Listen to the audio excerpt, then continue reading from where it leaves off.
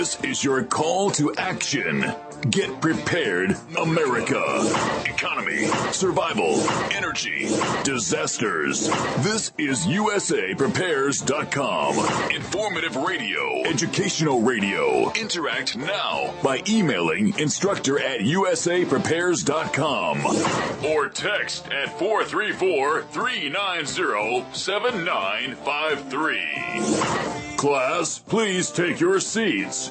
Now, your instructor, Vincent Finelli. Everyone all set, cocked, locked?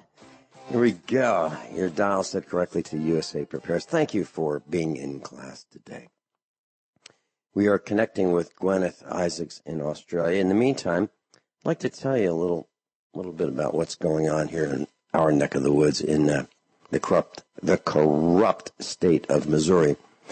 Well, as you may have heard, I decided to run again for the board of directors of Laclede Electric Cooperative. It's a touchstone energy corporation. Laclede, Laclede, Electric Cooperative. So there are about 27,000 members in Laclede Electric Cooperative, and it is a membership-owned corporation. And Laclede does not generate electricity. Laclede is in the distribution business. That would mean power poles, transformers, electric lines, bringing service to your house. Those are the guys that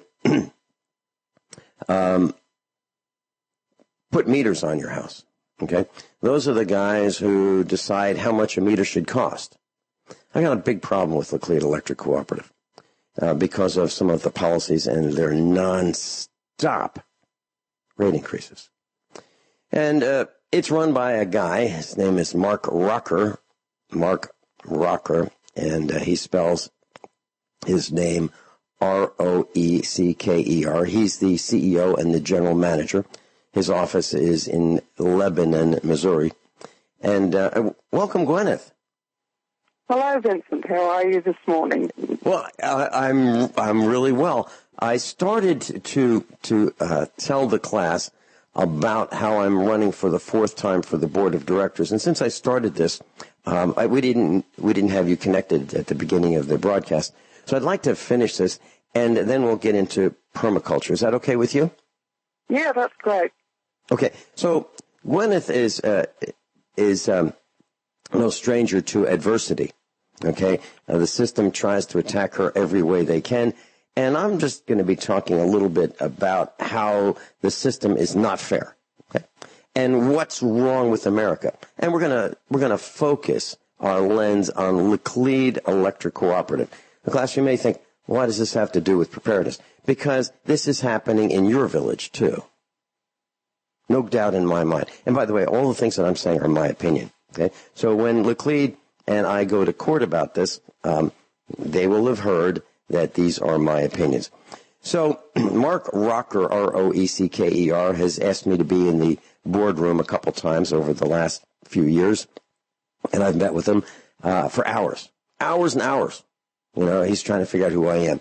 Well, what I did was I wanted to make some changes to the cooperative, and the only way I can have any influence is to become a member of the board of directors and sit around that table and fight with those guys and gal who are trying to do things like raise our electric rates and make electricity more unaffordable. Okay? And I don't want them making mistakes. I don't want them wasting money. So I'm not out to punish the little people who work for Laclede. In fact, I am in favor of the little people. But I have a problem with the board of directors. And I think I have a problem with the CEO, too. He's an accountant. Let me say it a different way. He's an accountant. Now, if you look at what's happened to Sears Roebuck and Company, well, some accountants have destroyed Sears Roebuck and Company. How have they done that? They forgot about the customer. Okay? They forgot about what their business model was. They work for the shareholders who are interested in profit. They work for the CEO who's interested in profit. All right, well, so here's what I did. In order to become eligible to be voted on for the board of directors, you have to be nominated by a nominating committee. The nominating committee is a group of people who are selected by the board of directors. So you have the board of directors saying, okay, we're going to get some people to run against us because we're all running for re-election year after year after year. One guy's been on there over 40 years, over 40 years, okay, one board member. So they're going to look for people to run against these people. So who are they going to find who's a friend of theirs, who's going to find someone to get them unseated? The nominating committee finds people like Walmart clerks. Am I kidding? No, I'm not kidding. They found a Walmart clerk to run on the board of directors of one of the largest corporations in this area, the electric cooperative. Everyone is touched by this electric cooperative in this area.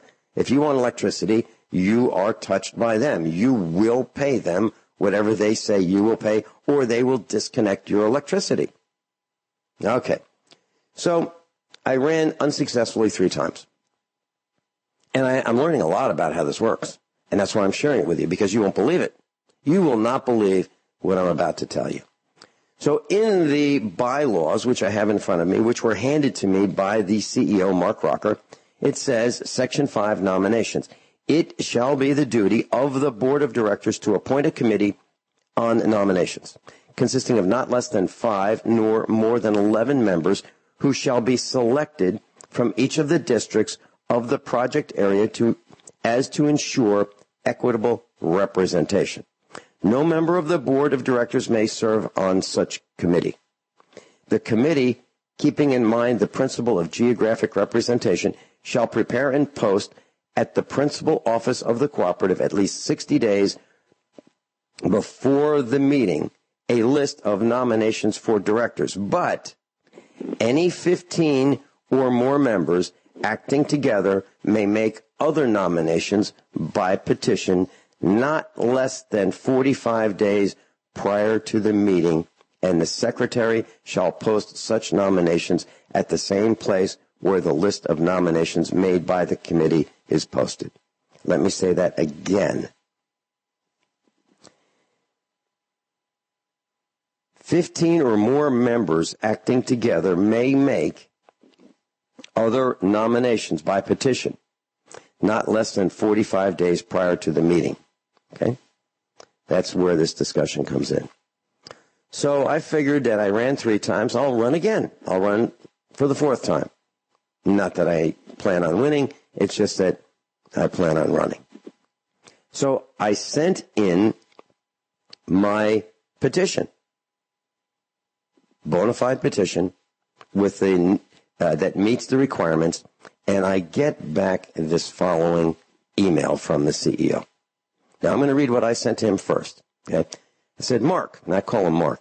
He calls me Mr. Finelli because he wants to keep his distance, I believe. Mark, I'm all excited about the 2019 annual meeting. I sent you a fax of those supporting me. One set is prior to the annual meeting, and one set is post-meeting. What I mean by that is I sent him 2 sets of petitions, one before the meeting, where the last meeting where I was not selected to be on the board, and one after the annual meeting. Okay? The annual meeting was in August. I sent you a fax of those supporting me, one set prior to the annual meeting, one set is post-meeting. Please confirm the receipt of the signatures and that they meet the 15-member requirement. I'm looking forward to running again for the 4th time. Since the nominating committee has so much difficulty finding candidates, I suspect that you'll want to forward my intentions to them. Would you like to come on air with me and discuss how this election system works? Thank you for your help, Vincent Finelli. I get back the following response from Mark Rocker. I will review Laclede Electric Cooperative's bylaws for intent to determine if this early submittal of petition signatures for next year's annual meeting meets the intent of the bylaws. I respond. What does that even mean? I'll tell you what that means in a second. What he's saying is, okay, what he's saying, and these are my words, not his. What he's saying is, I don't know what the board meant by the signatures must be in not less than 45 days prior to the meeting. I got mine in way before 45 days. And he's saying, well, you got them in early. He's saying you got them in early, and we'll see what the board intends. Now, the board has an enormous problem with me. They don't have a problem with any of the other people who are running for the board because they're selected, most of them, by the nominating committee that's selected by the board. So I'm not selected by the board. I'm like Donald Trump. I'm not part of the system. The last thing they want is me on the board. And they've told me. They've told me publicly at the meeting. They say, we don't want any disruption in the board. It's kind of working smoothly now. And what they're saying is Vincent Finelli will disrupt the board. That's what they said. And they have a tape of this. They've got the audio and the video of the board member saying it. Anyway, so I sent Mark Rocker, the CEO, this email. Mark, fortunately, there is no mention of that. And it would be unfortunate if the board decides to make changes. I would challenge any changes the board made to existing bylaws that make it more difficult to run for the board. I'm sure that you agree. Thank you, Vincent Finelli. Okay? And then I get a response from Mark Rocker. Mr. Finelli, calls me Mr. Finelli. I will review the questions with the board at the next board meeting and reply to you. Thanks, Mark Rocker. Now, the word thanks... Gosh, it looks as though they might want to change the Constitution. That's exactly what they're going to do. They're going to figure out how they can change the bylaws. Now, so then I respond to him with the following. Mark, I've complied with the bylaws in which there is no mention of a no sooner than date for petitions. I expect my petition will be verified with the membership database promptly, and I am awaiting that verification. Your meeting with the board about my petition, challenging the board, is one of moving the goalposts. It is worthy of investigative journalism for starters. I've already faced off on stage with your attorney. I'm looking forward to seeing him again. Although Director Mr. Randy Little said that he and I cannot work together, I think you and I can. Thank you, Vincent Finelli. What I'm saying, class, is I believe they are changing the goalposts in their favor. That's what they're going to try to do, in my opinion. And it's an outrage. Okay, I've studied accounting at the university. I have a couple degrees in finance and economics.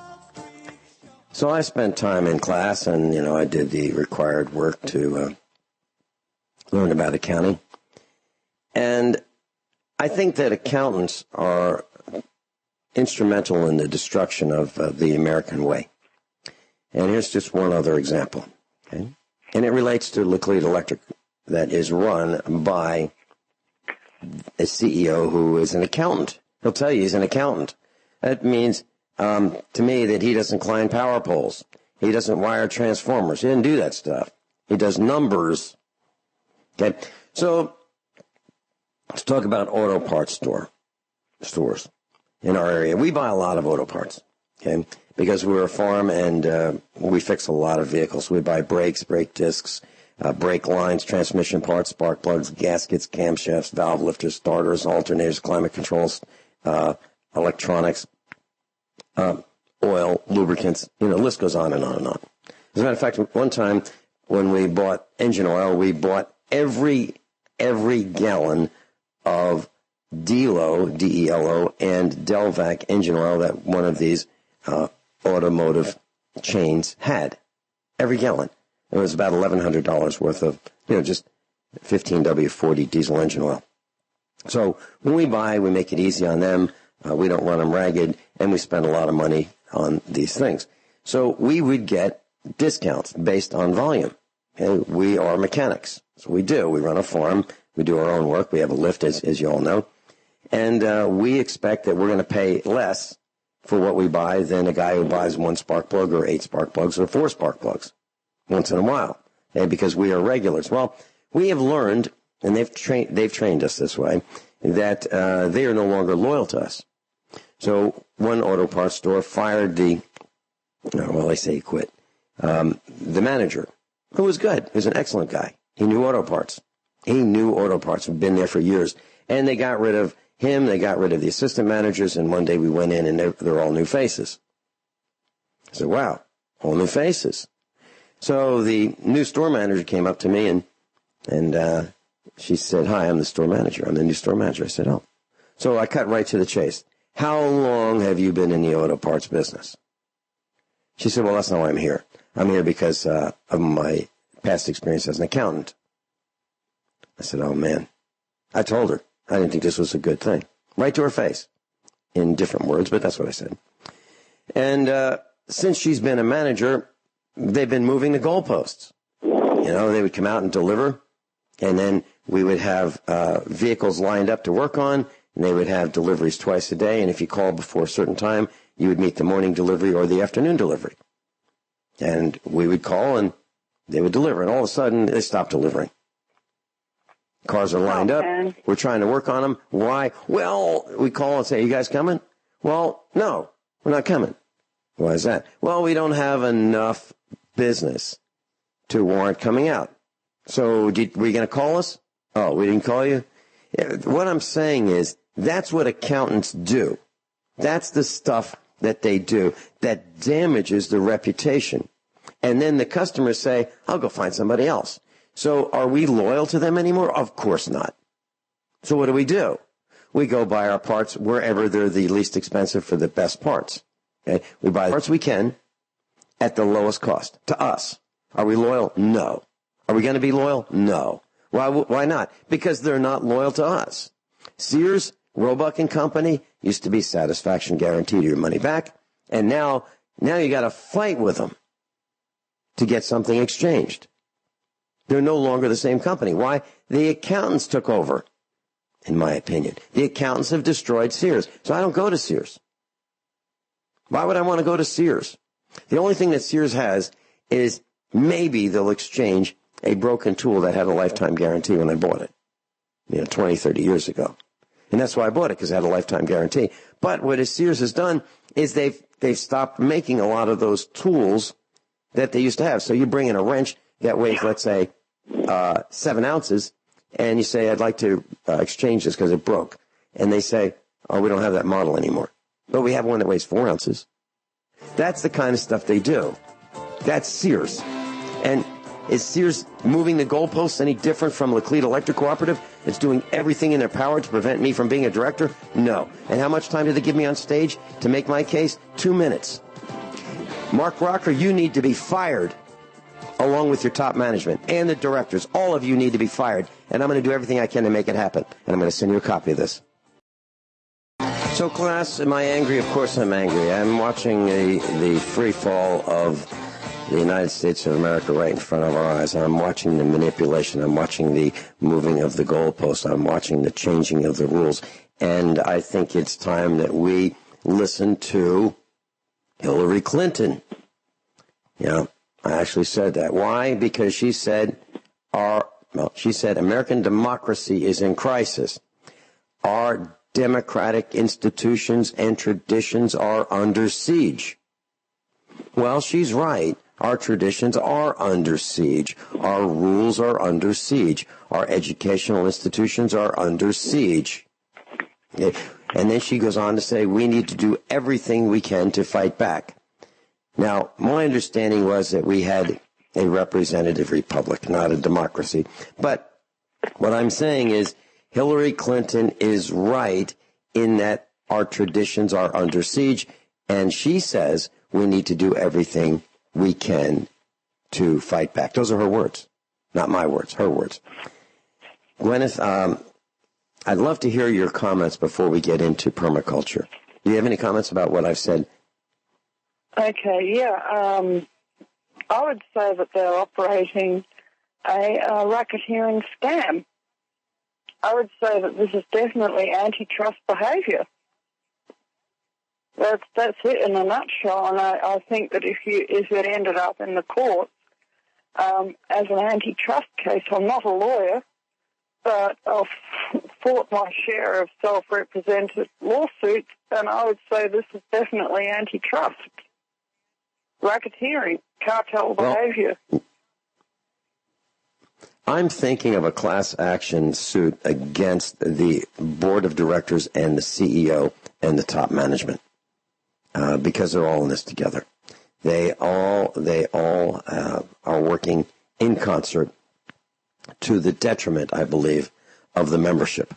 Because I believe they can save money. I believe they can. They've got these directors who get on stage and they say things like, well, this is hard work. I'm learning a lot. I'm learning how to read financial statements. Really? If you don't know how to read a financial statement, you have no business being on the board of directors. And you have to learn a lot. You have no business being on the board of directors. A board of directors should be men and women who are knowledgeable in the area of the corporation that they are on the board of. USA Prepares. Do you think I'm going to go out on the street and find these, those, and them guys to help me run the company? Are you kidding? Of course not. I'd want people smarter and more knowledgeable than I am. Not less. It's disgusting. And like I say, they're actually holding the community to hostage. Okay? Absolutely. Which is classical cartel behavior. They're saying, we are going to have a monopoly on this resource. And by the way, these are all words that you should definitely include in your brief. Antitrust, monopoly, cartel, racketeering. Okay? Because those are all words that describe their behavior. And they're all words that describe criminal activity on the part of the Laclede so-called board of directors. And they are not going to allow anybody else other than the members of their little club into the board. And they, I believe, are rigging the elections. Of course, proving it is going to be another matter. But are you kidding me? After 40 years, they don't know how to read a financial statement. What have they been doing sitting on the board for 40 years, some of them?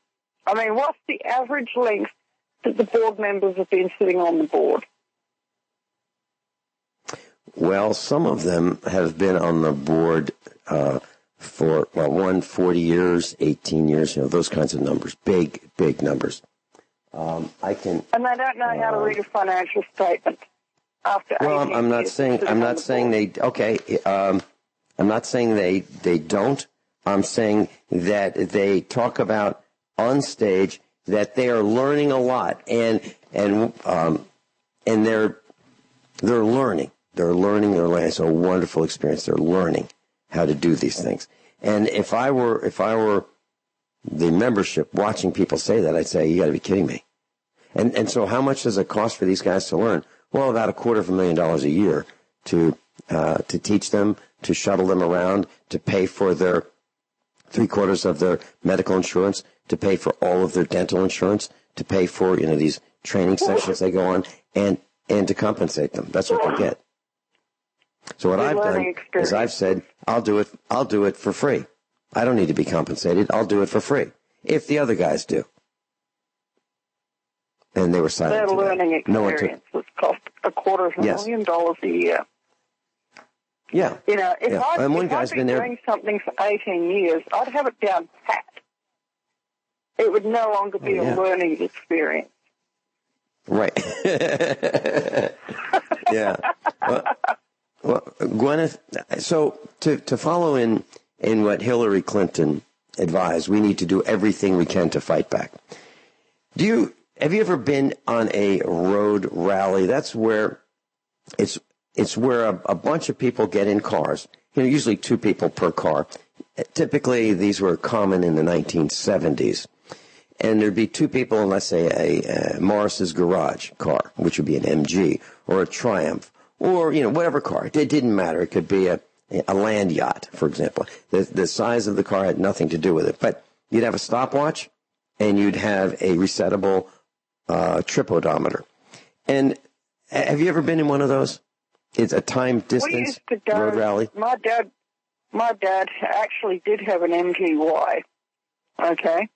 It was an absolute beautiful car. There were only about 9 of them of this make, model, and year in the world, and he had restored it completely, and it was just a prize-winning, absolutely beautiful car. And we used to go on vintage car club rallies once or twice a month, and we had a lot of fun. And that was for many years. My dad was involved in the vintage car club because he was a master engineer, and including automotive engineer. And he used to, as a part of his work, he used to do automotive engineering work for a famous rally car driver by the name of Possum Bourne. I don't know if you've ever heard of him. I don't know if he raced in the Northern Hemisphere, but in the Southern Hemisphere, he in the rally car circuit. This is talking about, racing rally circuit. Possum Bourne is just positively famous, or was. He's deceased now. He died in a motor accident. But Dad was very good friends with him. And, so we used to go on vintage car club rallies once or twice a month, and it was a lot of fun. And we'd have fun type questions that we had to answer, like count the number of telephone poles between this intersection and the creek, and you would have to count them, and then, you'd have a line of cars all lined up counting the telephone poles. Is that the sort of thing you're talking about? Yes, it is, and let me give you an example. So, class, a road rally is a time-distance event. For example, let me give you some instructions. So, at the appointed time, like on a Saturday morning, all the cars arrive and they register, and they get a number affixed to their vehicle. Let's say first vehicle is number 1. Second vehicle to register would be number 2. And these numbers would be affixed to the side of the car in a specific location. Let's say the passenger side window, okay? And it could be read from a distance of 100 feet easily. Okay, so every car gets one of these, and that identifies the car. And everyone is given a set of instructions as to how to participate in this rally and what they do. And it's time and distance. It's not a race. Okay, if you arrive at the end point too early, there are points subtracted. If you get there too late, points subtracted. If you don't get there, obviously you don't win.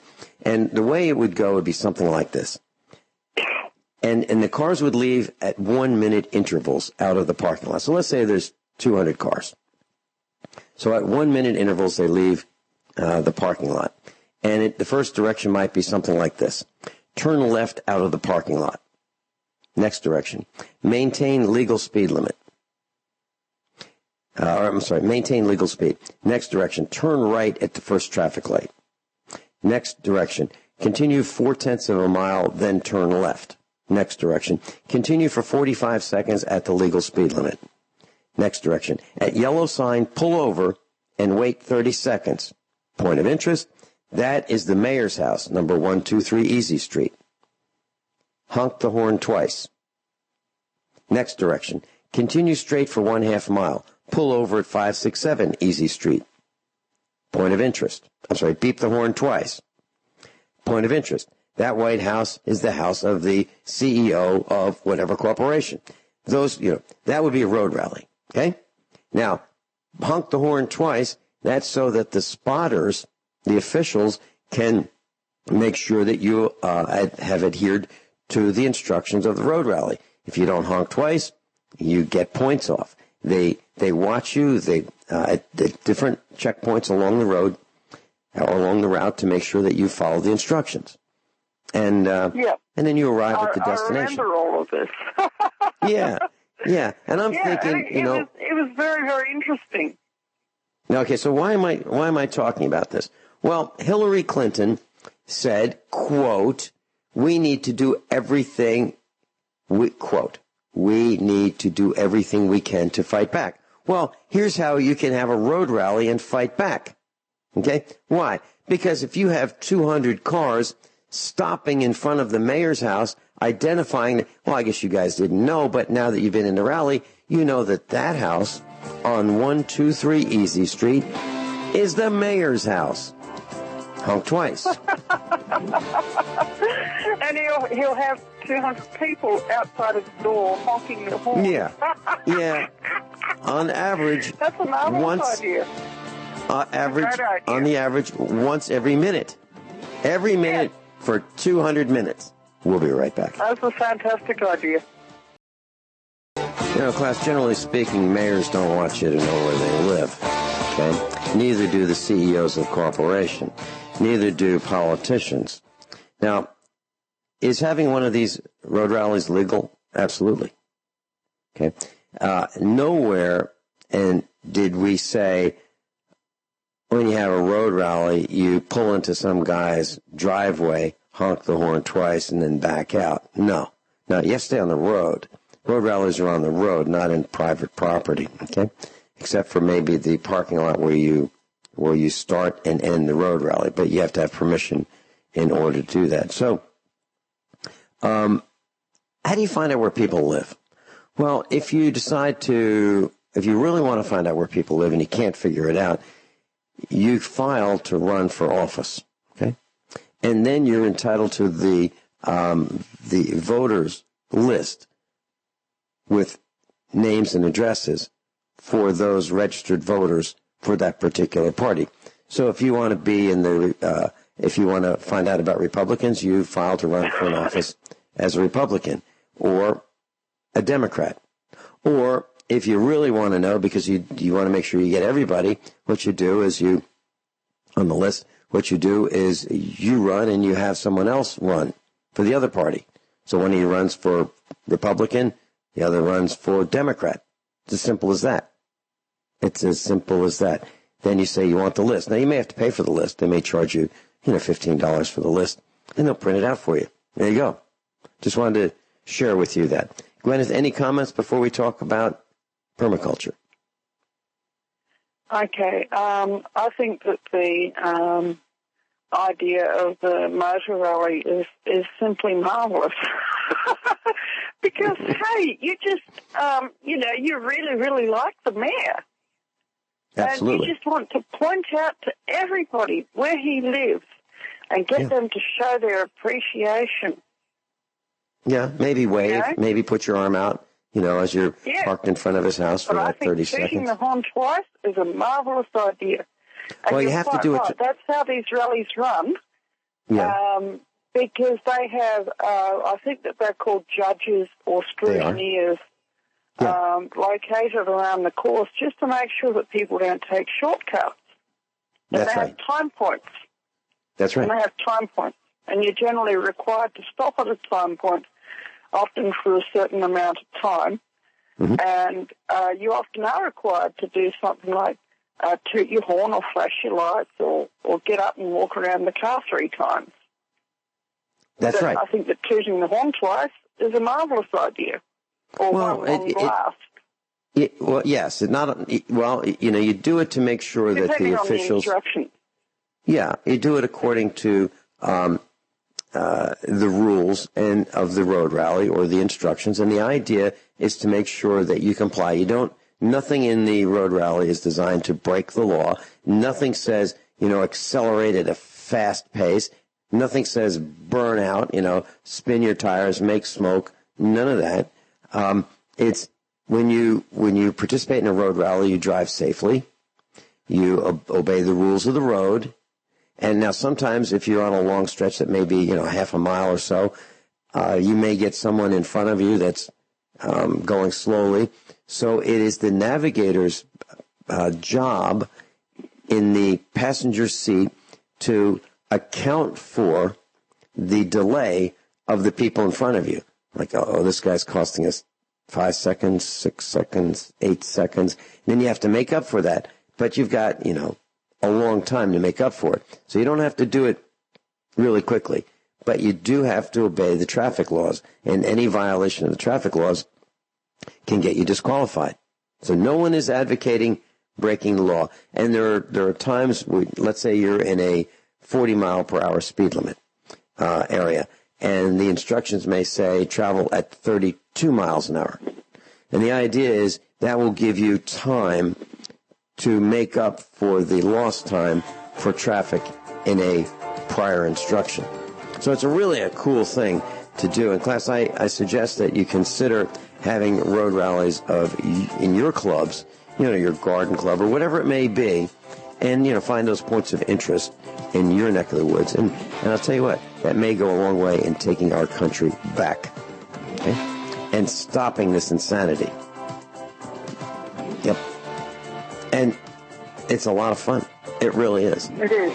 It's an enormous amount of fun. So, Guineith, what are we going to talk about when we come back? We've got 10 seconds. Permaculture. Permaculture, okay? Another way of fighting back. Another way of fighting back. Yep. Yeah. Okay, we'll be right back. Guineith Isaacs live.